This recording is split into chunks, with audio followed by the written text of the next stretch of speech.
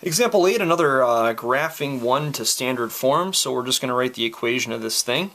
Very first thing to do is figure out where the center is, so if you go to your vertices, we can mark those down here and here, halfway in between. That's going to be where your center is. And at this time we could also figure out A. So in this case A is going to be from 0 to -4 or from 0 to 4. So A is 4.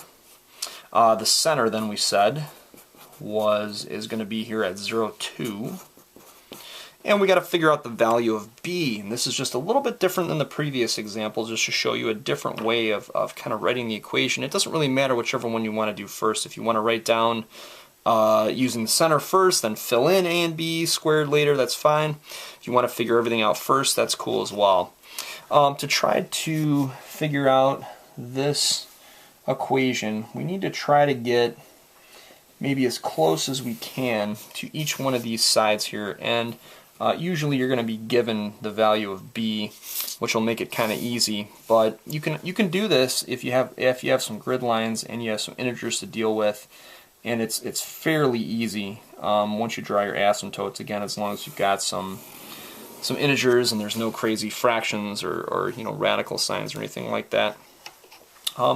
If we draw these asymptotes, then we can actually see what happens when we form the box. And the box here is going to be just this guy that comes all the way around, and it's going to come up through the vertices and then come all the way across. What this is doing is this is helping us to figure out the value of B. So the value of B for this one is, well, let's see, each tick mark is worth a half, so that would be 1. So from 1 to 2 is just 1, so B is 1.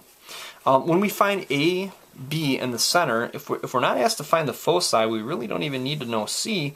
We can just write the equation. This opens left and right, so the x term is going to come first, and it's going to be x minus 0, which is just x squared, over always a squared, no matter what.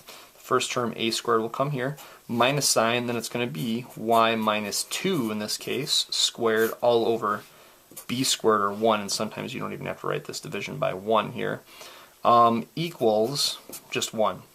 And that's it. Here is your formula, or excuse me, not the formula, we use the formula. Here is the equation for this particular hyperbola.